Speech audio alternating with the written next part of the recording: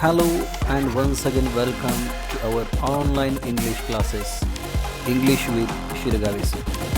Today we are going to discuss figures of speech of our first poem, Song of the Open Road. Students, as we know, the present poem is written by Walt Whitman and it is written in the form of free verse. मुक्त काव्य छंद प्रकारामध्ये लिहिलेल्या या कवितेमध्ये repetition, मेटॅफर, paradox, inversion या प्रकारचे figure of speech वापरलेले आहेत. परीक्षेमध्ये फिगर ऑफ स्पीच हा कोणत्या प्रकारे प्रश्न विचारला जाऊ शकतो ते आपण बघूया. बोर्ड परीक्षेमध्ये फिगर ऑफ स्पीच हा ॲक्टिव्हिटी बेस्ड क्वेश्चन असणार आहे, जो 2 गुणांसाठी आहे. तो वेगवेगळ्या प्रकारे विचारला जाऊ शकतो. ते पुढील प्रमाणे आहे. Name and explain the figure of a speech in the following. खालील दिलेल्या वाक्यामधला अलंकार ओळखा आणि स्पष्ट करा. किंवा find out an example of figure of speech. किंवा दिलेल्या कवितेमधून या विशिष्ट अलंकाराचं वाक्य शोधा, अशी ॲक्टिव्हिटी असेल. तिसऱ्या प्रकारे विचारला जाईल, select the appropriate figure of speech from the box given below and complete the table. Completion टास्कसाठी असेल, टेबल पूर्ण करा, अशासाठी सुद्धा हा क्वेश्चन विचारला जाऊ शकतो. Pick out the 2 example of figure of speech. कवितेमधून विशिष्ट 2 अलंकाराची उदाहरणे निवडा, असा क्वेश्चन असेल. किंवा identify and write the lines from the poem which express the following figure of speech. परत तोच प्रश्न वेगळ्या पद्धतीने विचारला जाऊ शकतो. या अलंकाराच्या 2 ओळी ओळखा आणि त्या लिहा. Complete the following table. दिलेला टेबल पूर्ण करा, अर्थात तो फिगर ऑफ स्पीचवरती असेल आणि स्पष्टीकरण द्या. आणि शेवट पद्धतीचा असेल, identify the rhyme scheme of all the stanzas of the poem.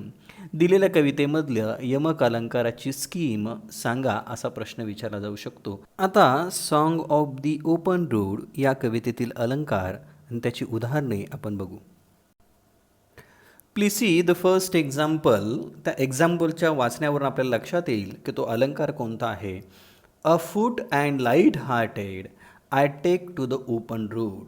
जेव्हा आपण वाक्य वाचतो त्यावेळेला त्या वाक्याच्या क्रमबद्दल आपल्याला थोडंसं लक्षात येतं आणि त्याच्यावरनं हा इन्व्हर्जन आहे, ज्याला मराठीमध्ये व्यतक्रम किंवा उलटा क्रम असं म्हटलं जातं.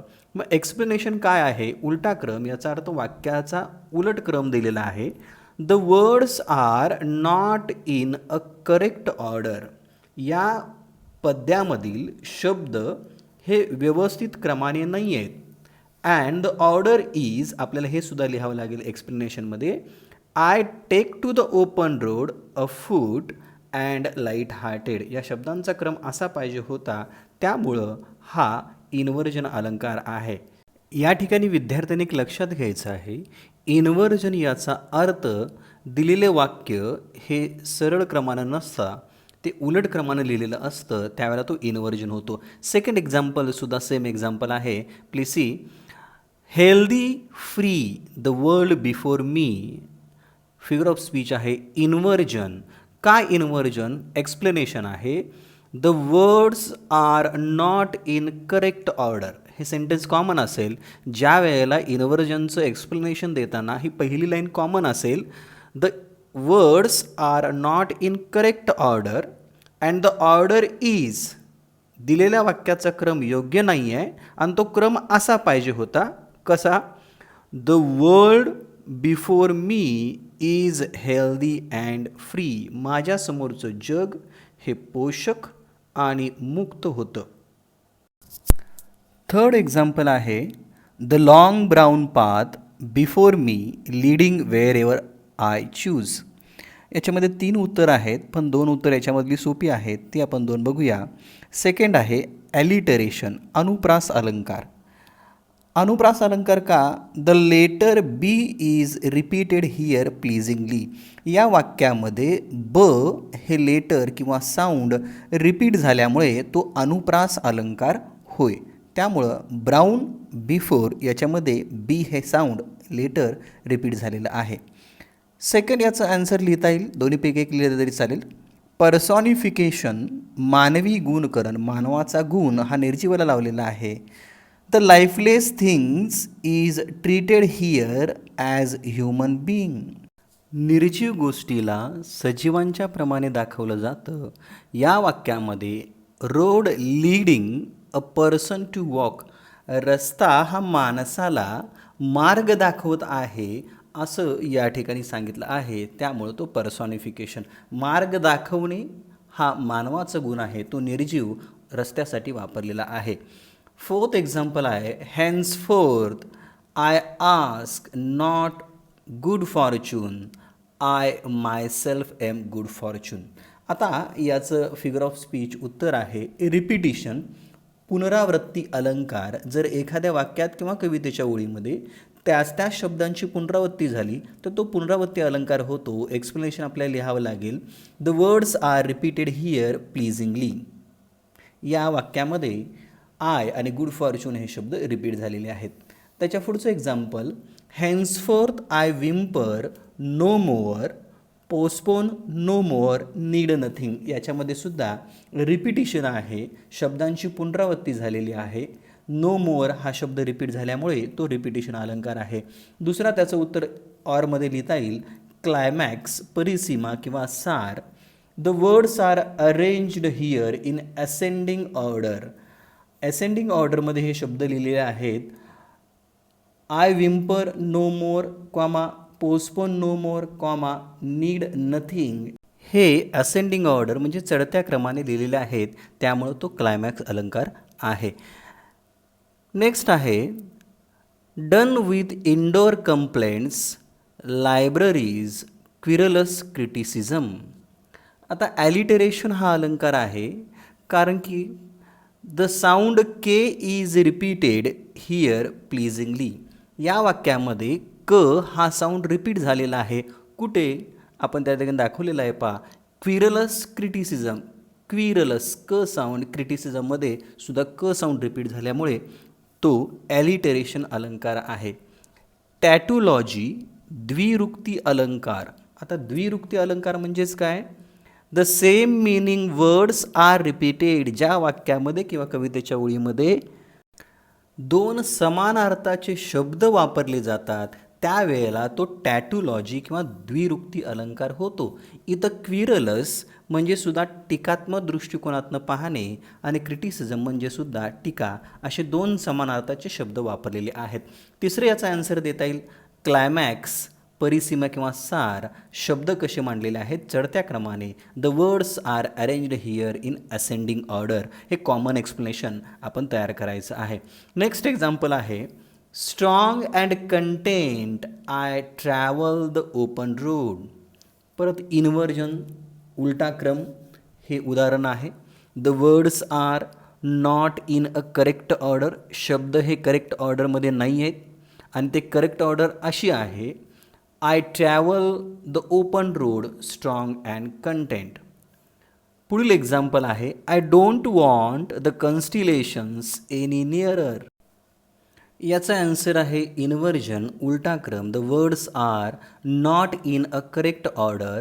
वाक्याचा योग्य क्रम असा आहे, I do not want any nearer कन्स्टिलेशन्स.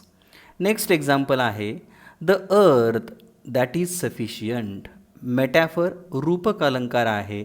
जेव्हा उपमेय आणि उपमान याच्यामध्ये फरक नाही असं सांगितलं जातं आणि त्याची तुलना प्रत्यक्ष केली जाते त्यावेळेला तो मेटॅफर अलंकार होतो. या ठिकाणी द अर्थ हे उपमेय आहे आणि सफिशियंट, ॲडेक्वेट हे उपमान आहे.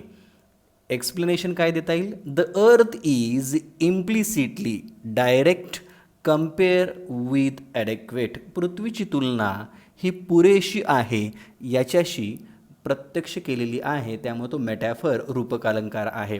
पुढील एक्झाम्पल आहे, I know they are very well where they are. I know they suffice for those who belongs to them. इथं रिपिटिशन आहे. The words I know are repeated here pleasingly. आपण हे एक्सप्लेनेशन तयार करून ठेवायचं आहे आणि जो शब्द रिपीट होईल तो फक्त त्या ठिकाणी ॲड करायचा आहे. Next example, I know they are very well, where are they. आता या वाक्यामध्ये पॅराडॉक्स दिसतो आपल्याला. हे वाक्य विरोधाभास निर्माण करणारं आहे. एक्सप्लेनेशन आपल्याला असं लिहावं लागेल, the absurd statement is made here. आणखीन एक उत्तर याच्यामध्ये लिहिता येईल, रिपिटिशन. काही ठराविक शब्द याच्यामध्ये रिपीट झालेले आहेत, दे आर, त्यामुळे रिपिटेशनसुद्धा याचं उत्तर बरोबर आहे. नेक्स्ट एक्झाम्पल आहे, steel here I carry my old delicious burdens. दोन उत्तर अपेक्षित याच्यामध्ये आहेत. पहिलं आहे paradox, the absurd statement is made here. संदिग्ध असं विधान या ठिकाणी केलेलं आहे. डेलिशियस बर्डन्स, माणसाच्या मनावरील ताणतणाव हा कधी डेलिशियस, सुंदर असत नाही, त्यामुळं हा पॅराडॉक्सचं उदाहरण आहे. दुसरं आहे मेटॅफर, रूपक अलंकार. Delicious burdens is directly compared with memories. Delicious burden याची तुलना मेमरीजबरोबर केलेली आहे आणि ती प्रत्यक्ष असल्यामुळे हा मेटॅफर आहे. नेक्स्ट एक्झाम्पल आहे, I carry them, men and women, I carry them with me wherever I go. Repetition, पुनरावृत्ती अलंकार आहे. The words I carry are repeated here pleasingly. I carry हा शब्दाची पुनरावृत्ती झालेली आहे. नेक्स्ट एक्झाम्पल आहे, I swear it is impossible for me to get rid of them. I am filled with them and I will fill them in return. हे वाक्य पाहिल्यानंतर पटकन आपल्याला जाणवेल, रिपिटिशन अलंकार आहे. The words like fill, I, will is repeated here pleasingly. विद्यार्थी मित्र हो, आपल्याला अलंकार हा 2 गुणांसाठी असणारा प्रश्न आहे. या अलंकाराचं उत्तर लिहित असताना आपल्याला अलंकाराबद्दल काही शंका असल्या तर फिगर ऑफ स्पीच या संपूर्ण अलंकाराच्या टॉपिकबद्दल आपण यूट्यूबवरती हा व्हिडिओ आधी दिलेला आहे. तो व्हिडिओ बघा. कोणत्या अलंकाराविषयी शंका असेल, त्याच्या व्याख्येविषयी किंवा उदाहरणाविषयी तो वारंवार बघत चला, जेणेकरून अलंकाराच्या कन्सेप्ट क्लिअर होतील आणि आपल्याला अलंकाराचे जी वाक्य आहेत ती ओळखण्यास सोपी जातील. याचबरोबर अलंकाराच्या जर आपण स्वतंत्र नोट्स तयार केल्या तर या 8 कविताचे अलंकार आपण परीक्षेला जाताना जरी एकदा जरी वाचून गेला तरी 2 मार्क्स आपल्याला नक्कीच मिळतील. स्टुडंट्स, 12वीच्या बदललेल्या नवीन सिलेबसचे बरेचसे व्हिडिओ आपण यूट्यूबवरती अपलोड करत आहेत. हा व्हिडिओ तुम्हाला कसा वाटला हे मला कमेंटमध्ये जरूर कळवा आणि आपल्या मित्रांना शेअर करा आणि सबस्क्राईब करा. Thank you very much.